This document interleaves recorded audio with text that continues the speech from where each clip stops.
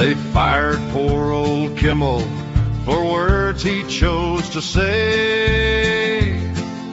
The bosses shook their heads and they showed him out the way. What the frock is going on here, we may not know, but still we cheer. Raise your voice, your glass, your brow, because the frock is happening now. Good morning, America. How are you? I'm Rabbi Dave, and, well, it's a new year. Happy Rosh Hashanah. Good morning, America. I am Friar Rod, and for me, it is not a new year. Well, it's not really a new year yet. Okay. It's kind of a play on the fact we both had birthdays last week. That's true. Rosh Hashanah is not for another, I don't even know, couple of weeks, I guess. But yeah, not that I'm paying any attention to this. No. It's good. Did you have a good birthday day?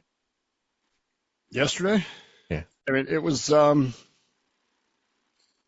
about what my traditional birthdays have become over the last 45 years. Oh, today's your birthday? Happy birthday. Yeah. If it wasn't for Facebook, I don't think anybody would even notice, to be honest with you. Yeah. But not that I'm depressed about it or anything. It's not that big of a deal, but there you go. It was okay. I mean, you reach a point in your life where it's what you realize is it's just another year closer to death. It's another year happy to be alive. I mean, sure, you can look at it that way, but yeah, it's one way of looking at it. Or you can look at it as I have less time left than I started with. So I had my diabetic eye exam. Mm-hmm. Right? That was I don't remember when it was. Anyway, dilating the eyes. So, as we've talked about in the past, my left optic nerve is, quote, dangerously thin. Yes. Hasn't changed in a year, but it's still, quote, dangerously thin. So now we're talking about options for treatments. So there's this laser thing they can do. Mm-hmm. They can actually go in and do surgery. I don't know how all of this works because it's nerves, but there you go. Or there's these eye drops that they can use. And she says, but there are some concerns with the eye drops because there are side effects. Oh, Number one side effect, your lashes will grow thick and lush. Oh, that's a bad. Well, it's a bad thing. It's only one eye, I guess. Then she says, oh, and you have blue eyes, which I do. So it will cause your eyes to change color. Whoa. But it takes 15 to 20 years. Oh, well, okay. You can handle that. I'm not going to be here. So, yeah. And your point is? Just another day closer to death. Welcome aboard, my friends.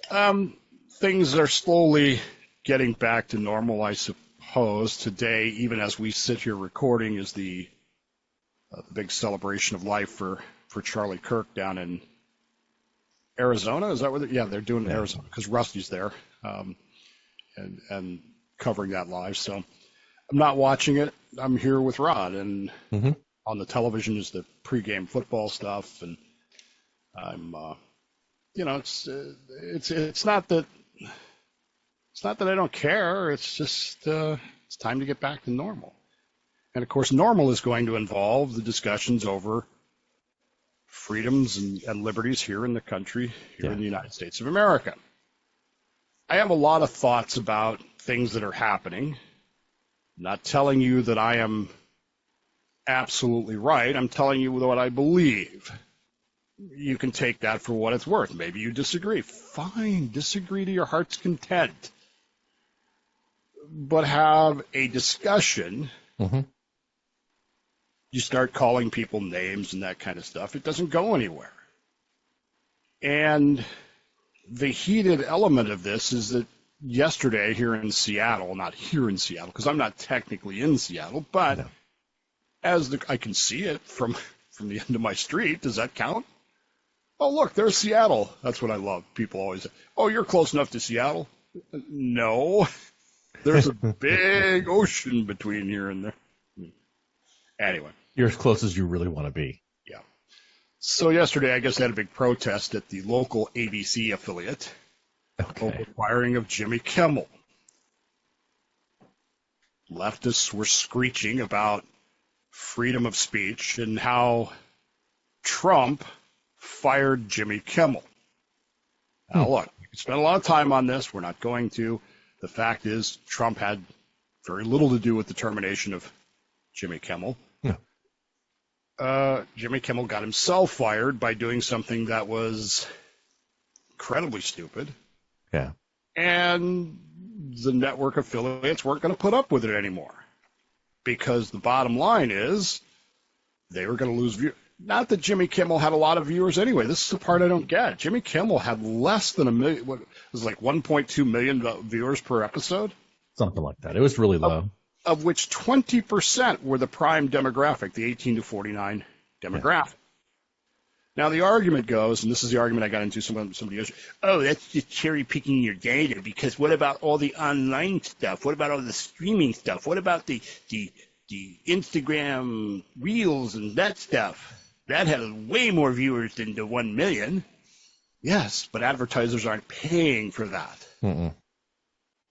Those are used to generate what we call eyeballs, which is where we, in the media biz, create something that we put out there to drive you to the main thing, which is where the advertisers are paying. It's like the end caps in the grocery stores. When you walk in, you see the end caps. It's to drive you further into the store.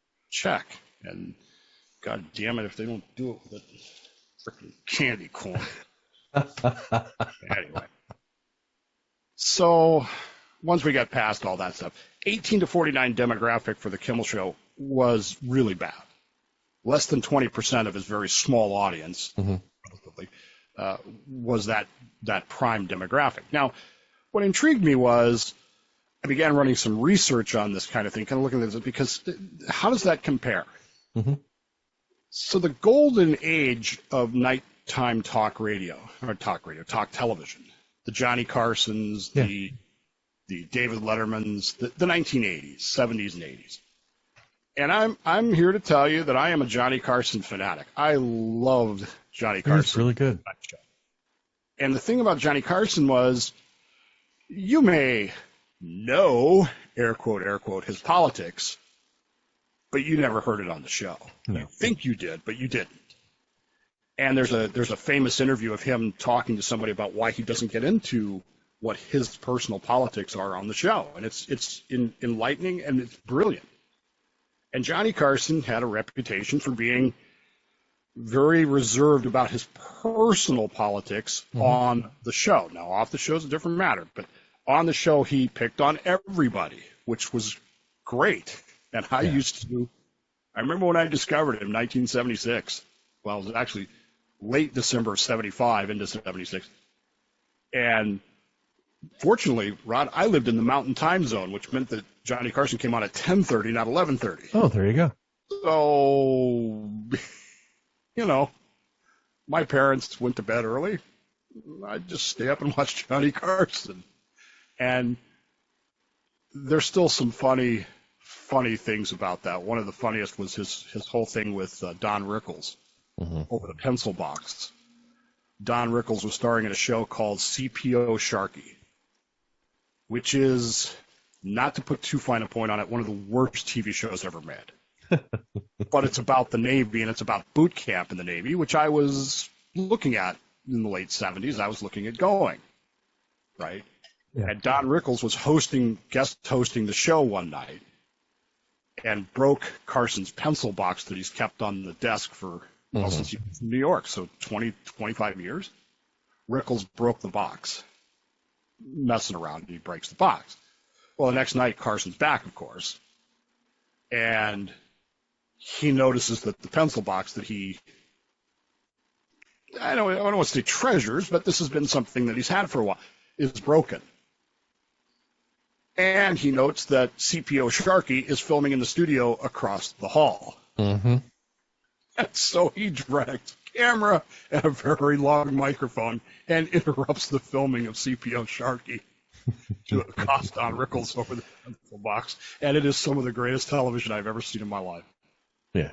So you got Johnny Carson and Don Rickles, Well, who was a brilliant comedian. and Rickles was on the spot too. You could see at Yeah. first he was really uncomfortable about what the interruption and all that stuff. Right. But then he realizes it's just Carson being Carson, and it was brilliant. That show is so bad. In fact, I went back and started watching because it was streaming. Mm-hmm. I'm like, holy crap, this is bad. This isn't even.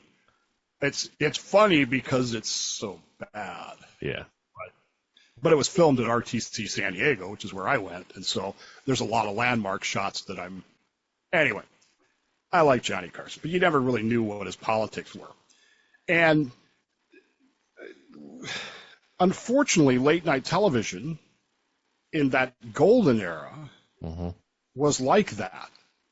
I'm sure that David Letterman is a leftist liberal. Yeah. But you would not have known that from his show. He interviewed Republicans and Democrats. He had people that were left and right. And he had a lot of fun with his Velcro suit, that kind of stuff. Mm-hmm. So what's the big difference? What changed? Number one, the audience changed.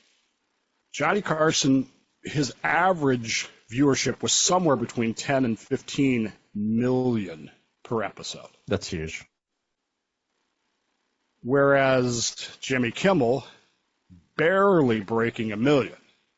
Well, and to be fair too, how many late night shows are there now as compared to back then? It was just Letterman and Changed. Yeah. That's what's changed from the golden age. You have, number one, all these producers went, oh, look, talk shows do great. And you could start to see that happening after Letterman when people began to get late night talk shows. Arsenio Hall, some others as well, that were not successful, even though their shows were okay. There were aspects that were funny. It became saturated. And you can't watch them all. You just can't. What am I supposed to do? This was in the era before DVR. You did have VHS, but it was not as easy as you might think. So I have a friend whose wife used to tape the Letterman shows for him while we were at sea. And he'd come back and spend 2 weeks watching Letterman for 2 months, 2 months worth of Letterman. So anyway, but it wasn't easy. So the point was that the saturated the market, and we've seen this in other things. We've seen this in the NFL. The market becomes so saturated that you start losing interest. It used to be a time when there was a Monday night football game, you didn't miss it. Now I'm looking at the Monday night football game going, there's going to be one on Thursday. Yeah. I don't really care about the Lions and the Ravens. I just don't. Where the time was, it was must-see TV, to borrow a phrase. So they've saturated the market, and they've gotten away from the formula of keep your politics to yourself. And now you have TV shows that are basically all politics all the time. The View is nothing but a political show. Is there a place for that? Probably. Am I going to watch it? No. Honest answer, if there was a version of The View that was all conservative, same kind of content, same kind of personalities, same kind of attitudes, but conservative, would you watch it? I probably wouldn't. I wouldn't watch it for a minute. I don't need to see a bunch of harpies bitching about stuff, regardless of which side they're on. I just don't You're care. just sexist, Dave. That's what it is. Right. So when the shift began to happen, and I'm thinking 15, 20 years ago at least, and all of a sudden it became de rigueur to inject politics into all this stuff, and not the way Carson did it, but your personal politics. Yeah. It's one thing when you're Bill Maher and you're on HBO streaming, you're on a cable network. It's another thing when you're on an over-the-air network and you're being that kind of personage, I guess, which is where Kimmel found himself. And Jimmy Kimmel He's not funny to me. I've watched him a few times, and he's just not funny. Okay. I used to love The Man Show back in the day, but that wasn't Jimmy Kimmel. It was Jimmy Kimmel and Adam Carolla. And it was satire, and it was clearly making fun of the fact that there was this anti-man culture, and it was enjoyable, and it was funny, and again, it was very little politics. Mm-hmm. I have not followed Jimmy Kimmel's career closely enough to know how he got a late-night talk show. I have no idea. But he did. But I also know that it's never been wildly successful in the demographic that it needed to be. And I've seen the graphs over the past 5 years, which is amazing to me. His ratings have just gotten worse and worse and worse and worse and worse. So why is anybody surprised that when he says something that is outlandish, the network, Disney, ABC, says, let's just pull the plug on this. And by the way, don't kid yourself, he is not suspended. I mean, they may call it a suspension, but there are numerous reports of the people that work for him cleaning out their offices.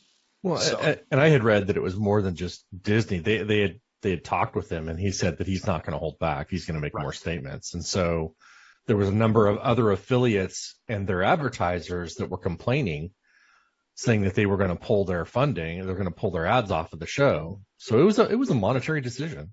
Well, and then there's this big merger thing between some of the affiliates as well that is threatened by this, because now you've got this guy who's going rogue.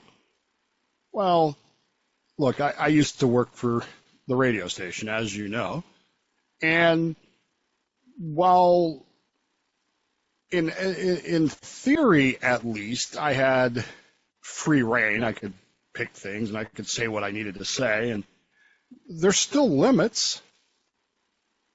There's still things that you should have the common sense not to say, not because you don't believe them, not because you don't think them, but because in the business, the number one phrase, I don't care if you're in television, radio, if you're in broadcast media that's over the air, the number one rule is, ready? Write this down. Everybody got your chisels out? Yep. Protect the license. Everything else is secondary to that. It doesn't matter what you think, what you feel, what you want to say. You protect the license. You protect the business interest of the company that you work for. Mm-hmm. And this happens far more often than you believe. There are radio hosts that get regularly, well, maybe not regularly, but they get suspended for saying something that you might think was completely innocuous. In fact, you might not have even noticed it. You heard it, you went, yeah, I agree with that. And the next thing you know, your favorite radio host is off the air. On a vacation. On a vacation, because that's what they call it, suspension vacation. They don't call it suspension, they call it vacation. Paid vacation in most cases. Why is that person gone? Why is she off the air? Because she said something or he said something that didn't protect the license, or that the management perceived did not protect the license and threatened the financial well-being of the company. Now, that said, Trump weighing into this, some months ago, saying that, these night talk show hosts are terrible and watch, they're going to get fired, is not the same thing as Trump calling up ABC Disney and saying, hey, fire this guy. We don't like him. Yeah. That didn't happen. No. But what did happen was the FCC guy opening his mouth, which, while what he said, this is what I tell people all the time. If you're not being clear, assume that people are interpreting it the worst possible way. Yeah. Which is exactly what happened. You can't say what he said, we're not done yet, and think that people aren't going to take that the wrong way. What did you mean, we're not done yet? What did you do? Because the FCC had nothing to do with this. If you had, you would have fined Kimmel $375,000 per occurrence. So you had nothing to do with it. Now you can say, well, we're protecting the public interest and blah, blah, blah, blah, blah, but you didn't. Disney did. So really, you're just standing there with your hands in your pockets playing pocket pool, trying to look cool, when reality is you didn't do anything, and then you make this vague, unnecessary statement, which, of course, anybody else that's pro-free speech interprets as a threat. What do you mean by that? And it feeds into the left, and that's why idiots go out to... Their overreaction. Yeah, they go into the local ABC affiliate yesterday to protest because Trump fired Jimmy Kimmel. Well, he didn't, but... And canceling their Disney Plus subscriptions. Right. Which is another story altogether, because I've had a Hulu subscription for a long time that they keep charging me for, but it's part of my Verizon package. Okay. So when my debit card got stolen, I didn't update it, and they sent me an email saying, hey, your Hulu subscription didn't go through. And I said, that's because I don't have to pay for it. And they said, oh, you're right, log in anyway. I said, no, I want $200 back. Anyway, completely aside. But I want $200 back. Bottom line here is that everybody is reacting to this the way they choose to react to it. And that's the problem that we have. It is all having a chilling effect on free speech. Yeah. All of it is. Whether it's the FCC commissioner saying, we're not done yet, or whether it's idiots out protesting Disney's decision to fire Jimmy Kimmel. It's all affecting free speech because now that enters the thought process. Mm-hmm. If someone, let's say, gets fired, let's say Jimmy Kimmel. We're just going to use Jimmy Kimmel as the... Okay, so now he gets fired. Totally fictitious person, Jimmy Kimmel. Right. Completely imagine. Kimmel Jimmy. Kimmel Jimmy. Gets fired. How long is it going to take him to file a lawsuit for unlawful termination? Because he was just exercising free speech. He's not a government employee, though. So Look, I get it. I get that. I get all those things. I'm not talking about whether he's right or not. What I'm saying is how long will it take before he files that lawsuit? Oh, he'll file a lawsuit. Teachers? Well, again, if he's got a contract, he's a little different because he's got a contract, right? Teachers have contracts too.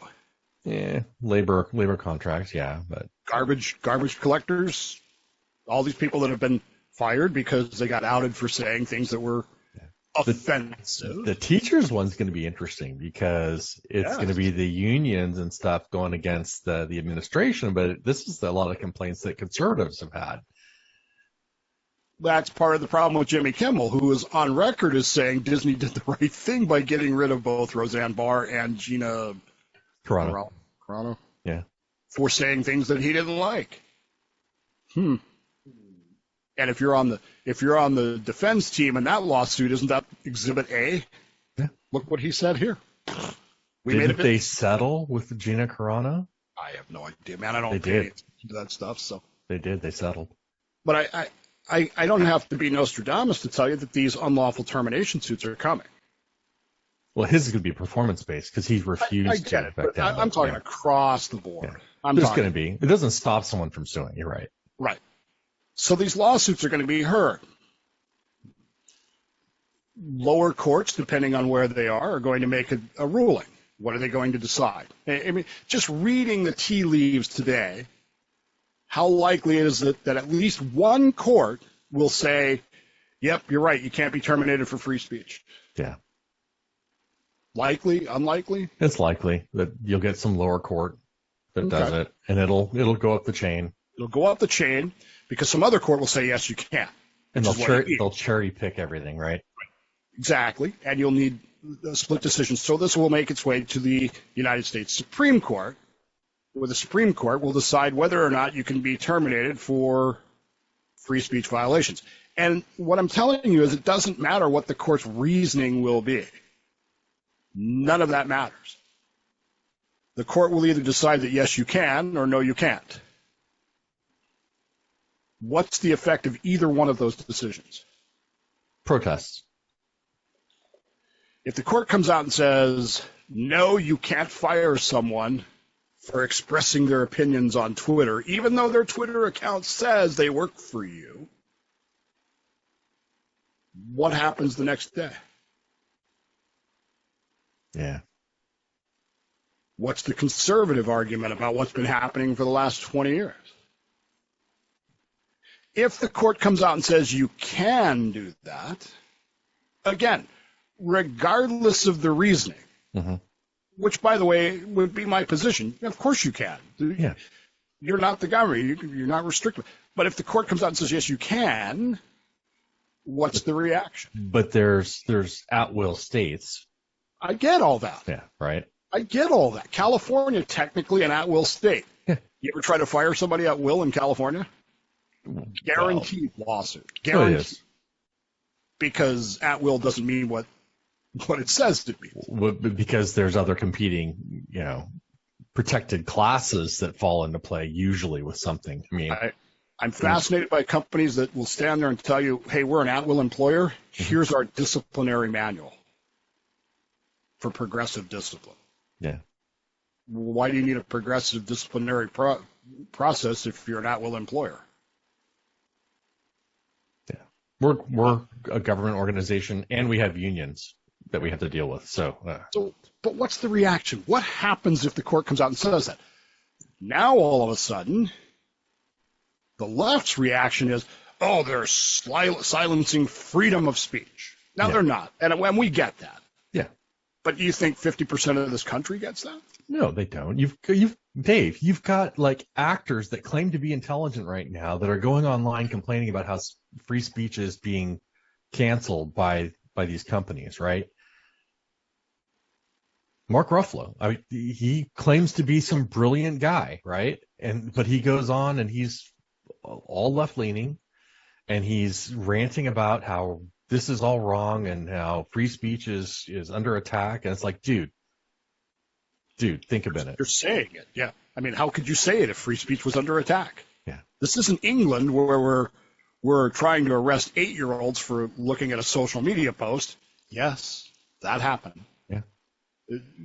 We're not there yet. So when these court rulings begin to come out, how do they affect political speech across the board? Either it's interpreted as an employer, you can tell your employees to shut the hell up, or it's the other side, which is that anything goes. Is either of those situations? No. Because employers need to set a standard for some of this behavior. Well, they're doing it today. Yeah, well, yeah, it reflects totally upon their business and organization, right? If your company has an HR person, they're working today because they are writing a social media policy. If you don't already have one, your company is writing one today, guaranteed. And by the end of the next week, you will sign it, or you'll be. Or what's more likely, they're going to stretch some big clauses in their current policies to apply. Yep, guaranteed. Yeah, because they're going to protect themselves. They are going to protect their license.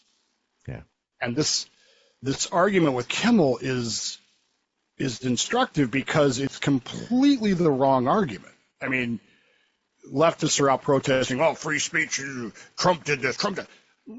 It should scare you that Trump didn't do this. If Trump had come out and said, the government says fire Kimmel, yeah, we'd all be pissed off. Oh, yeah. I'd be in the front row. But that's not what happened. It's not what happened.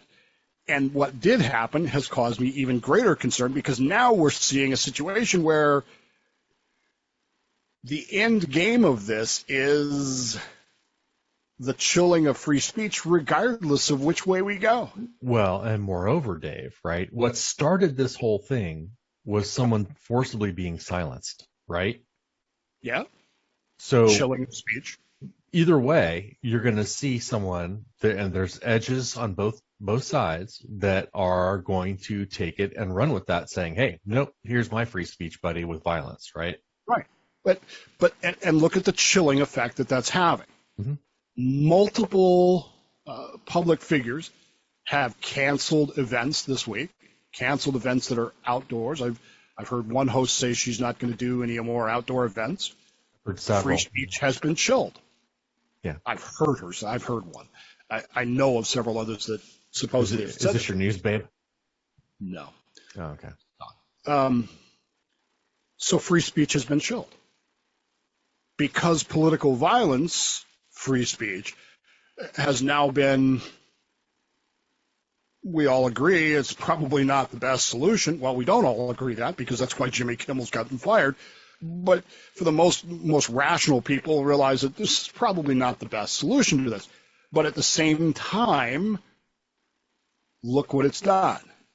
The Charlie Kirk event today is indoors. And I guarantee you didn't get in there without going through some serious multiple security checks. Right. Probably Free facial speech. recognition. Yeah. Free speech has been chilled. Yeah. And it becomes this problem that we're going to have. And I'm anticipating these court cases because this court case, we're going to have multiple lower level courts that are going to say, no, you can't fire someone for free speech, even if they say they're an employee of yours because, again, it's social media, it's free speech, free expression, it's the town hall, right? Even though Facebook has said it's really not. And you're going to have courts that are going to say, of course you can, it's common sense. And either way, it's going to lead to more arguments, more debates, more friction, and more chilling effect on free speech, which is exactly what we don't want. Yeah. It's insidious, and it comes back to, okay, the argument on Kimmel is, of course, he lied and he knew he was lying. Yes. And the FCC's argument is, well, he has a public interest because it's over the airwaves. Mm-hmm.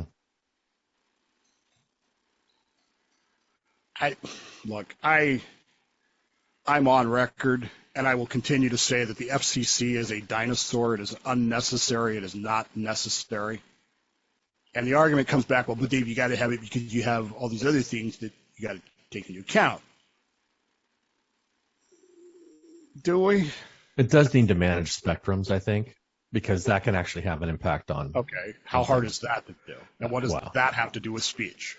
That has nothing to do with speech, but there's a function. I come from the radio world where, the FCC is monitoring everything I say, and if I say the wrong fucking word, it's ding ding ding ding ding ding $320,000. ding. Where's your little button that you have to push, Dave? Right, because it's over there. Because it goes over the air, right?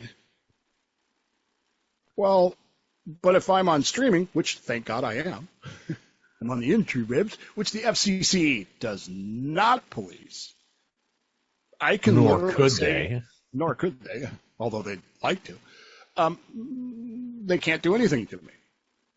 So back to the old Jimmy Kimmel argument, which is, well, but most of his audience is on streaming and most of his audience is on TikTok and all this other stuff. Does that change the argument at all? Can he say all this crap? Could Disney put all this crap on streaming? They could, but what's the revenue stream for that, right? Okay. That's the important question. And it's what I'm trying to get to.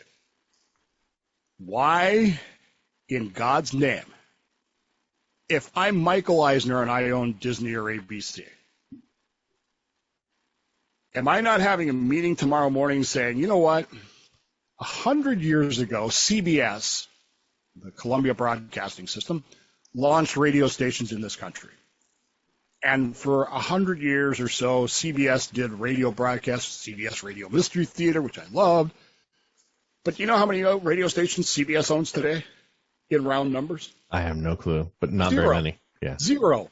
Because they got out of the radio business. Given today's technology, if I'm ABC, CBS, NBC, Fox, CW, why am I using broadcast airwaves at all? Yeah. Who's watching broadcast TV? Who's watching it? It's the demographic that Jimmy has, right? It's the older people. It's the people that are going to be dead. It's people like me who, and I don't watch it. I have not watched broadcast TV in 20 years. We do every night, our news. We have local stations. Well, I take that back. But do you watch it over the air, or do you watch it on YouTube TV, Hulu TV, Sling? We watch it over the air because I'm an IT guy and I want backups. And so I have an over-the-air antenna in my attic to pull all the local stations so that when the internet dies, I still have TV. You are a unicorn because nobody else is doing it now. I am a unicorn, Dave. Go San Francisco Here Unicorns. come the emails to WTF at whatthefrock.org. But Dave, we used it over the air too. No, you don't. But if I'm NBC, Peacock, Peacock, I can watch NBC streaming. And on streaming, because it's not FCC controlled, couldn't Jimmy Kimmel say whatever he wants to say and everybody would go, well, fuck Yes off. and no, because there's still advertising revenue. There still is advertising revenue, but you don't think there's people out there that wouldn't advertise on that? Maybe. And for clarification, I only watch the local news over there. We don't watch, it's all streamed. Everything else is streamed. Everything.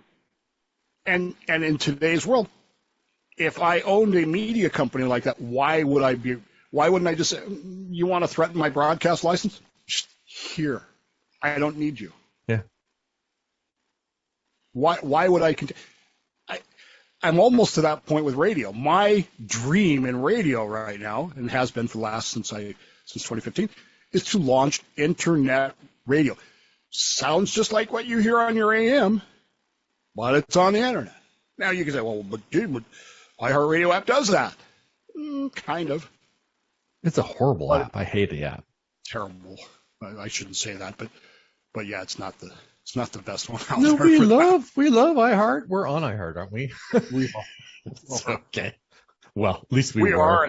And in that terms of protect the license, I kind of work with people who are employed there. But anyway, but yeah, it's not a really good app. There are better ways to do it. Bottom line is that at the end of the day, why would you continue to do it this way? I can't. To me, it doesn't even make sense. I'm sitting going, if I'm Buick has an ad on here right now. Where are the viewers who are watching the NFL pregame show? Are they on streaming or are they on over the air? Which, by the way, this is on ESPN, so you can't even get it over the air. Mm-hmm. Where are the viewers? They're on streaming. They're on cable, which doesn't even exist anymore either. Who needs the FCC? I don't. Fuck them. I don't need your license. This is what I see coming. I chisel this in stone. I see within the next 3 to 5 years, I see these big broadcast companies saying, you know what? Fuck off. We don't need you. And going streaming. And for the average viewer, not Rod, because, he's a unicorn, but the rest of us, we're not even going to notice the difference. We're going to go, well, okay, that makes sense. But Dave, they're supposed to be upgrading to like 4K over the air. Yeah. Remember when they went to digital? You had to go buy all new antennas? I did. Because I had an antenna at that time. I had to switch it out. So to me, it doesn't make sense. Now, the counter argument to this, and this is the last thing I want to say, the counter argument to this is what happens in an emergency, because this is the same argument that everybody uses. Well, in an emergency, when the internet doesn't work, blah, blah, blah, blah, blah, blah, blah, blah, blah. Do you really expect me to believe that national public radio is just going to go away? That there aren't emergency channels on AM radio that are just going to vanish? And you're not going to be able to get any information at all without those? I'm just not buying that. Plus, for pretty much, several 100,000 years, human beings managed to communicate without using the airwaves anyway. And remarkably, we survived. So I'm not sure we need that anyway. I'm just not convinced we need an FCC. I don't know. You take the phone away from a kid nowadays, and they're hosed. Human beings are adaptable. They'll learn. Jimmy Kimmel was not fired by Donald Trump. Jimmy Kimmel was fired because over the airwaves that are public airwaves, he said something that was incredibly stupid and insensitive. Jimmy Kimmel said that other people who did exactly the same thing should have been fired. Jimmy Kimmel is either a hypocrite or you're a hypocrite for supporting him and not supporting the others. Mm-hmm. But either way, it is having a chilling effect on free speech, and that is what we do not want. But you're participating in it, and to me, that's a problem. Welcome back. I'm Dave. I'm Rod. So the Buccaneers today, I guess, are wearing the old creamsicle throwback uniforms. Are they? I don't have that up yet. Those are so cool. So cool. I grew up, I was born in 63. I came into my love of football in 1972. 73, the Broncos had their first winning season. I got to go to one of the games. Of course, it was one of the games they lost, but when I was 10, my dad, to this day, I don't know what he did to get them because you couldn't get Broncos tickets. And that's back when the stadium was 48,000. You could not get them. Somehow or another, he got 2 tickets to go see the Broncos host the Bears. And it was probably the worst game the Broncos played all season, but we had a ball. And it's still one of my favorites. I still have the ticket somewhere. And so I came into my love in the 70s with this stuff. And the old Buccaneer uniforms are just so good. I hate all these uniform changes and alternate uniforms and alternate helmets. I went to my first game when I was young, too. Went to a Raiders game. And their uniforms, while the logos changed a little bit, their uniforms have been pretty consistent. They're not like wild. Yeah. Other than that first couple of seasons when they wore the brown. Yeah. Oh, what the heck? But as a Bronco fan, I don't think I could say anything about the early 1960s. No. I mean, we're notorious for that. Although, was it 2010? I think it was the anniversary of the AFL. They wore the throwbacks to the first year, the 1960 uniforms, and they really didn't look that bad. But they also had modern manufacturing techniques and colors and stuff they didn't have back in 1960. Anyway, complete aside, because it's going to be interesting. I've always liked the Buccaneers, the original Buccaneer uniforms. I'm not a huge fan of their pewter look, but hey, I don't own the Tampa Bay Buccaneers, so there you go. I do use the McDonald's app. I don't anymore. Why? What happened?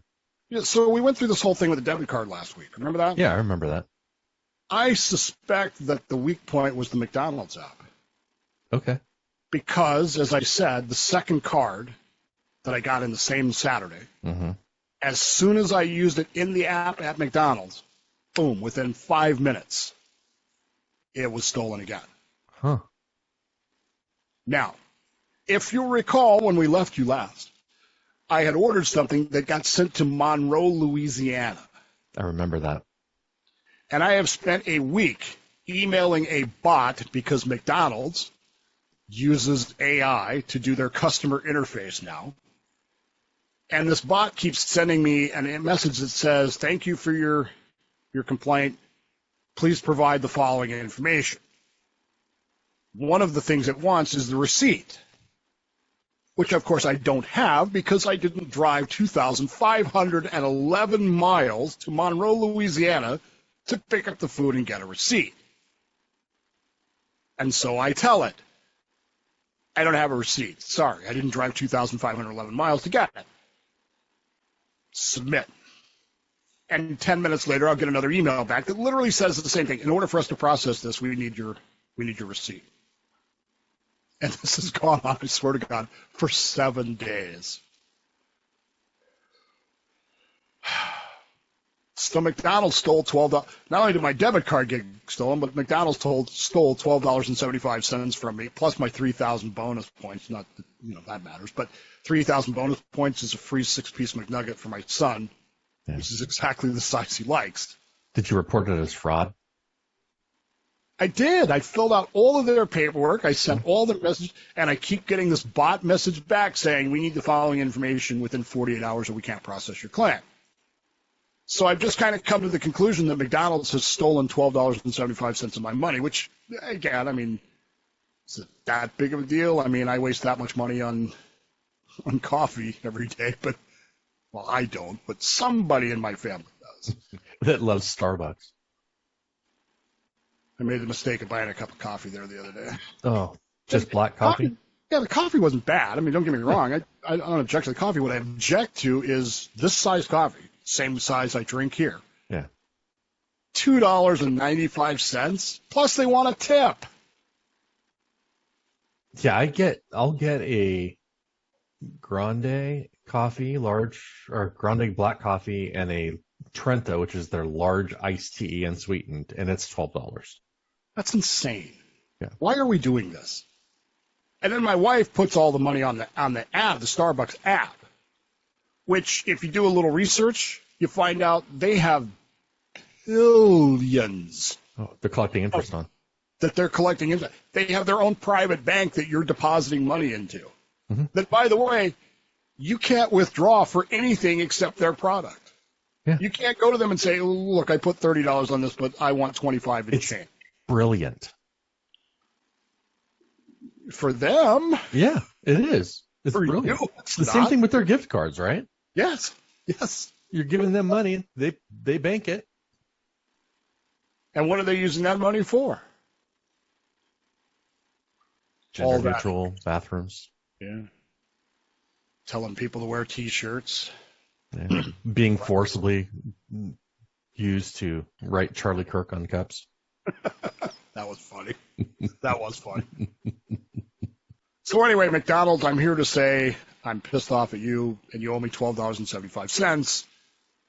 But I'm also anticipating that yesterday, I hate McDonald's.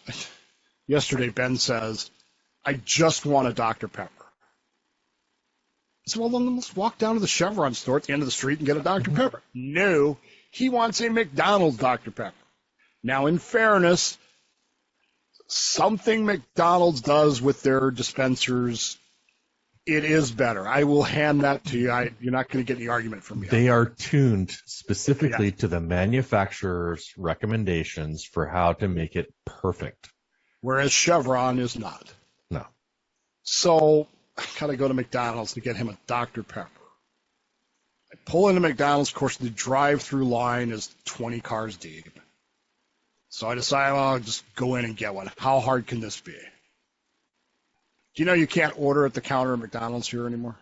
You have to go to the kiosk? You have to go to the kiosk. Which, again, I'm not a technical Luddite. I know how to do it, but it's a hell of a lot. I mean, it's 1, 2, 3, 4, at least 5 choose this things. Instead of saying, I just need a large Dr. Pepper. Yeah. So I get that done. Then it prints my receipt. Then I got to go stand and wait for someone to notice that I ordered a large Dr. Pepper to give me the cup to go get the Dr. Pepper myself. Yeah. I do it myself. They hand me the cup. I go fill the cup with Dr. Pepper and take it back out to the car and go home. And they still, Rod, want a tip. Yeah. I'm like, are you out of your freaking minds? Oh, my God. It's like... Thank you, minimum wage. That's the... you can thank California for that, too, because I'm sure California has driven a lot of that with the $20, $25 an hour minimum for fast food workers. I'm sure that the whole thing is. These things are just driving me nuts. But anyway, McDonald's, you owe me $12.75 and 3,000 points. And I'm just going to keep emailing your bot because I got nothing else to do. I'm retired. Welcome back. I'm Rabbi Dave. I am Friar Rod. You know, we don't talk much about local stuff. Well, local being relative because I am in Silverdale, Washington, and Rod is in Oakdale, California, where this past week a city councilman? It was a city councilman, yeah. Posted. Sign. Yeah. He went on to X and he actually forwarded a bunch of anti-Charlie Kirk stuff on Twitter, on X. And of course, people, when you're in public office, people follow you from all sorts. And then, of course, they brought that up. And then the next council meeting was not good. So this guy's in Oakdale, California. Yeah. Does he not understand where he lives? He considered himself a blue dot in a large red ocean, is what he considered himself. Which is, it's all well and good, but okay, I get that. I'm a blue dot in a red ocean. Yeah. Okay, blue dot in a red ocean. Don't you think you ought to think about what's going to happen when that wave breaks over the top of you? Yeah. Well, apparently he didn't consider the consequences until he did that. And, so they had the conversation. Well, I'm sure it was behind closed doors. Do you want to go through a recall or do you just want to resign? Yeah. Then he chose to resign. Which brings me back to my whole point, I guess, about all of this stuff is, look, do you really believe this or not? Do you really, that's what I would want to say to this guy. Do you really believe that Charlie Kirk was a Nazi and a fascist and wanted to murder gay people? Do you really believe that? Because if you do really believe that, why are you resigning? Why aren't you making your entire recall campaign about the fact that you're being harassed out of office for your expressing your free speech? But instead, we're having a chilling effect on free speech. Okay, this guy's a frickin' idiot, and I get that. But do you see my point of all this? Well, I think I do. And I think, though, we have to also take into consideration the times that we have right now. Normally in the past, Dave, when we wanted to talk about our feelings and things like that, we would open up a book we called the diary and we'd write it down there and we'd lock it up and we'd hide it so that our parents couldn't find it, right? So you'd make sure that it was hidden and you could put all your thoughts and all your feelings right into that little diary. Well, today, people are freaking using social media as their diary. It's their daily log of all their activities and they're putting their lives out there. So what do you expect? Right? What do you expect when people read stuff that really should have been kept in the little book in your drawer in your bedroom? Which goes back to what I'm saying. Just because you can say something, Jimmy, doesn't mean you should. Right? Yeah. Isn't that the whole theme of Jurassic Park? Just because you can clone a dinosaur doesn't mean you should, because then the dinosaurs get really big and they start eating things. Although the direwolves are cool. They're really cool looking. Yeah. I know that's going to end badly too. But what changed in our society now that we have to tell everybody everything? It's the death of privacy, Dave. We had a person a few weeks ago, some actress, Robin Wright. Remember her? Mm-hmm. Robin Wright is Princess Buttercup. Oh, yeah. Told everybody, announced, big post, to announce that she was, quote, fleeing America.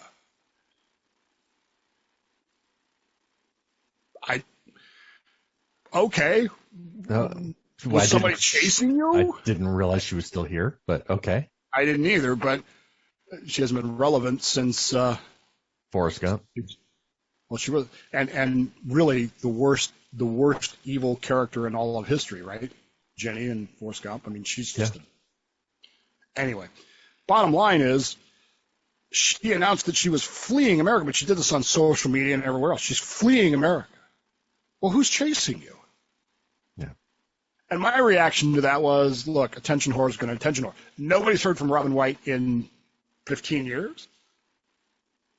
But now she's got to tell us what she's doing, and attention whores are going to attention whores. Mm-hmm. What to do. And one of our listeners got pissy with me about it, saying, but you're on social media too. I'm pretty sure that I don't post shit like that. Yeah. In fact, I've said this before, and I will say it again. If you're following me on social media and Facebook, and all you see are posts about my shows, that means you're my friend, but you're not my friend.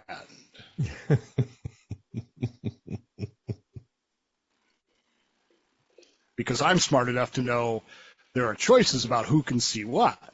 Yeah, I locked down mine. Yes, absolutely. Lock it down. Because, and I say this with love, it's absolutely none of your fucking business. And I don't want you to know.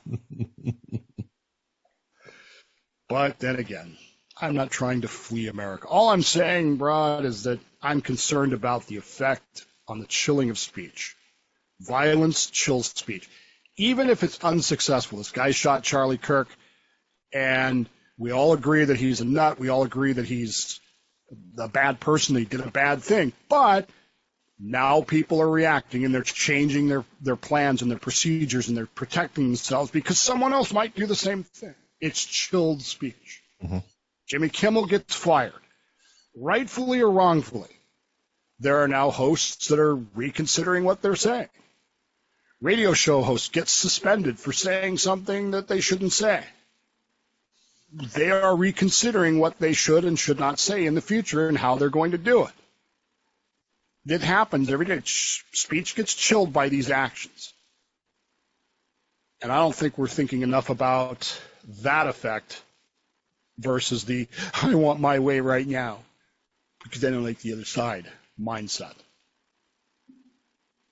But then again, that's my opinion, and it's not over the air. So FCC.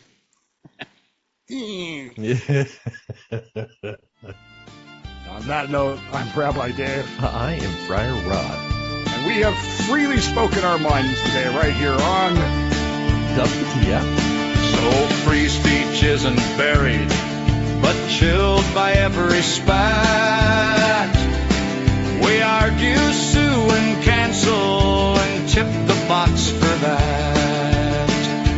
What the fuck is going on here? We may not know, but still we cheer. Raise your voice, your glass, your brow, because the frock is happening now.